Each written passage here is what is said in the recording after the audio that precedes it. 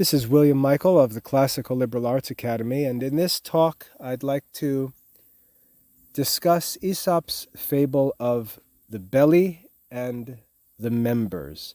The belly and the members. Let's read through this fable together, and then we'll talk about the details of the fable, the characters Aesop uses in this fable, and then reflect on the moral lessons that we might draw from this fable and the applications of those lessons in our own lives. Let's read the fable of the belly and the members. The members of the body once rebelled against the belly. The members, or different parts of the body, once rebelled against the belly.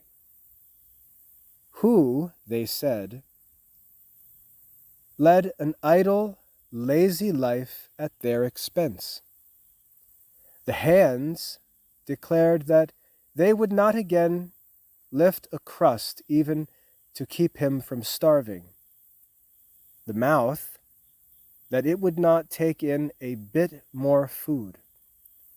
The legs, that they would carry him about no longer, and so on with the others.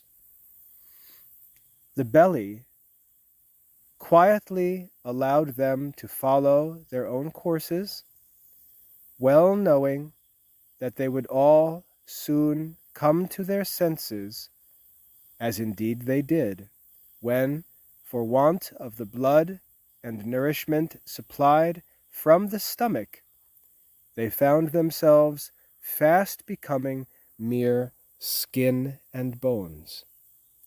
This is Aesop's fable of the belly and the members.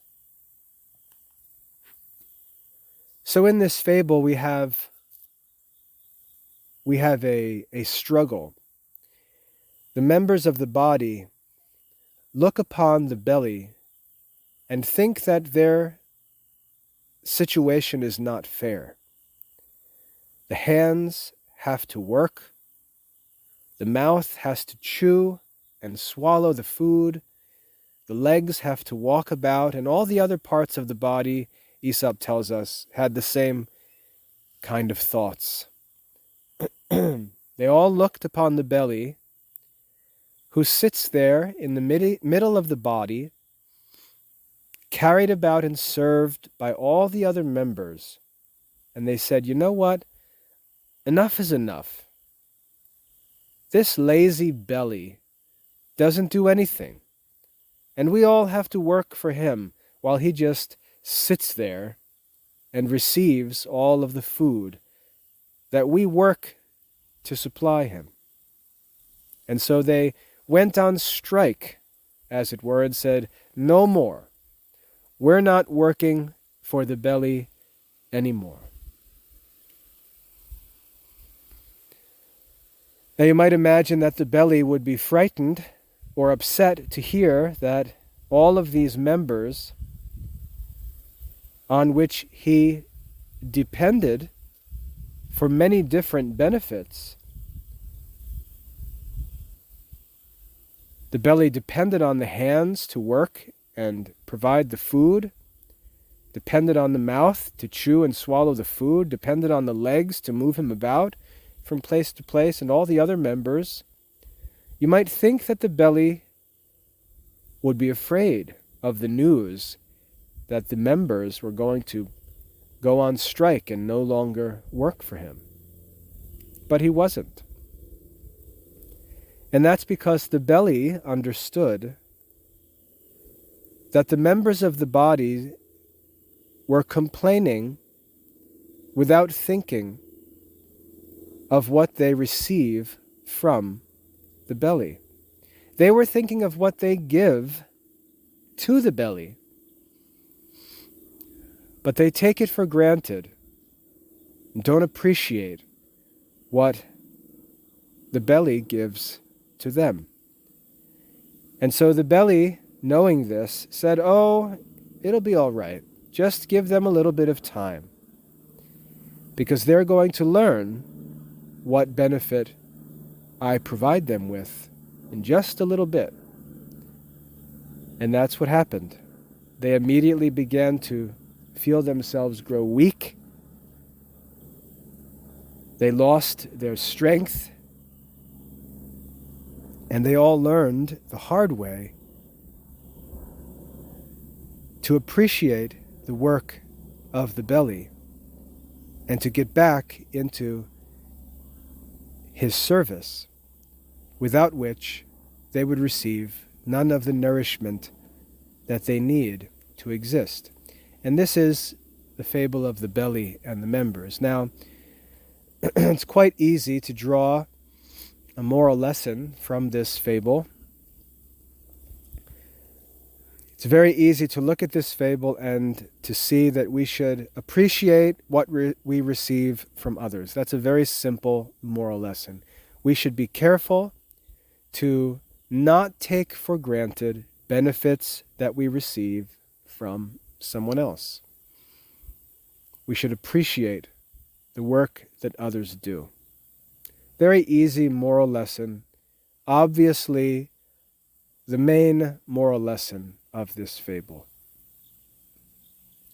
What I think is more important in this fable is thinking of the different applications of this moral lesson.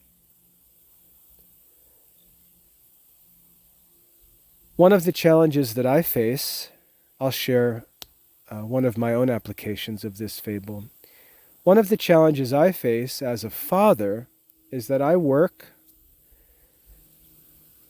to provide for my 10 children. And that's quite a challenging task. It's not easy providing for all the needs of a large family, as I have to do. And I have to work and study and pray and keep a strict schedule. There's a lot that I have to do to provide for my family. My children often wake up in the morning and simply think about what they'd like to do to entertain themselves for the day, how they can have fun, and so on. And they look at my life and they think it's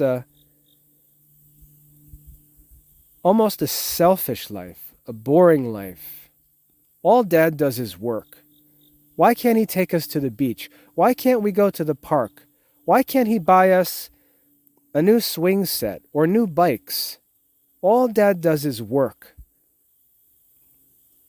You know what? We're not going to help Dad anymore. I'm not doing my chores anymore. All Dad does is tell us what to do. And what does he do? And all the little members of the family can rebel against their father. And what should a father do when the children do these things? Well, the father doesn't need to do anything. He can simply let them have their way. Go on with his business, go on doing his work, go on keeping his schedule, and let the children see what will happen if they choose not to help. If they choose not to do their chores, the grass will grow long, and they won't be able to play in the yard anymore, because it's no fun playing in tall grass. The house will grow dirty, and it's not fun to live in a dirty house. The piles of laundry will build up, and the kids will have nothing to wear when they decide to go out. And they'll learn the hard way that by this collaboration, everyone in the family working together, life is actually made very pleasant for everyone. And a father can simply let children learn that lesson the hard way. Another more important application of this lesson can be found in the church. And St. Paul in the New Testament actually explained this in detail. He compared the church to a body. You may have heard the church referred to as the body of Christ. Well, St. Paul compared the church to a body, and obviously the head of the body is Jesus Christ himself. And St. Paul explained that all the different Christians in the church are like all different parts, all different members of the body, and they're all chosen and designed by God to do different things. They all have different works to do in the church.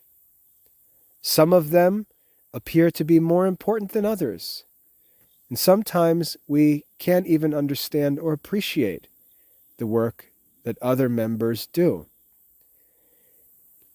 And what often happens in the church is that some members look at other members and they get jealous because other members get more attention or more praise from the leaders of the church. They may think that the leaders of the church really don't do enough. Why don't the priests start schools? Why don't the priests build bigger, more beautiful churches? Why don't they make the music better? Why don't they do this? Why don't they do that? The members criticize the other members. And St. Paul tells us that we shouldn't think like this in the church, because ultimately the church is God's. It's not ours, it's God's. And God has everything arranged in the church according to his own will, according to his own wisdom. And our role in the church is to simply mind our own business, to do our own work,